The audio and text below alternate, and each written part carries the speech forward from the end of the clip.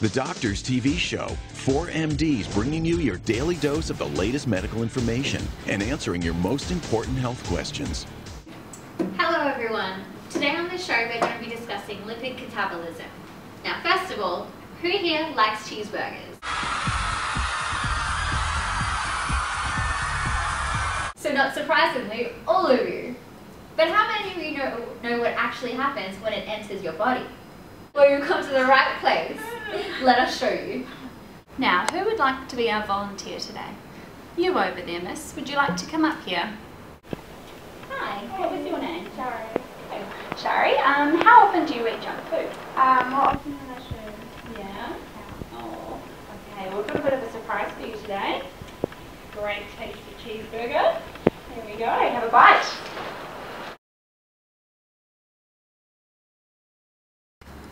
Alright, so now Shari, seeing you've eaten the hamburger, I'm just going to let you know what's happening inside of you now. So, first thing, the bile salts are emulsifying the dietary fats in your small intestine. This is causing mixed micelles. Secondly, the intestinal lipases are degrading the triglycerols. And then your fatty acids and other breakdown products are taken up by the intestinal mucosa and converted into triglycerols. The next step is the triglycerols are incorporated with cholesterol and apolipoproteins into chylomicrons. And that's the first stage of lipid catabolism. Dr. Amina is now going to go on to the next stage. Well, thank you, Hayley.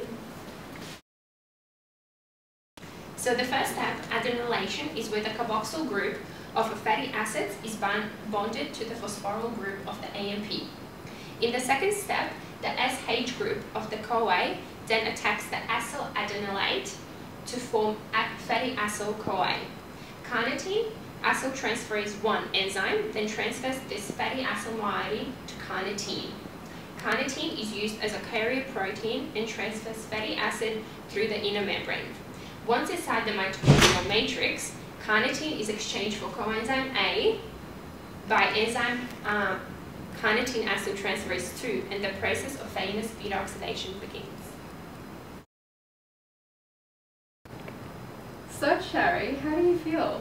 I must admit, I feel a bit guilty and I feel really bloated. Okay, well, let me explain to you the process of beta oxidation.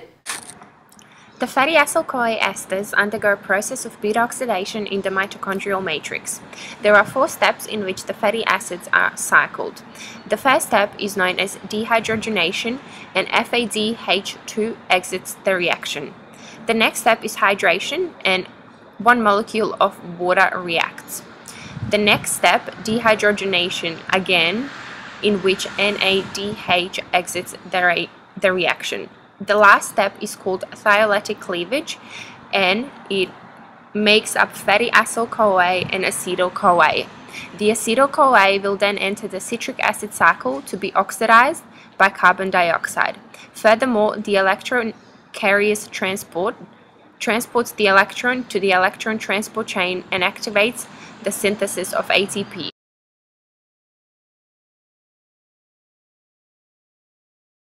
Now we also have things that are called trans fats, and these act in a similar way to your saturated fats, so they'll increase your LDL as well. And these are things such as processed foods like your wedges as well. Naughty! Now we also have unsaturated fats, and these are the things that you want to have lots of in your diet. So these include your nuts here.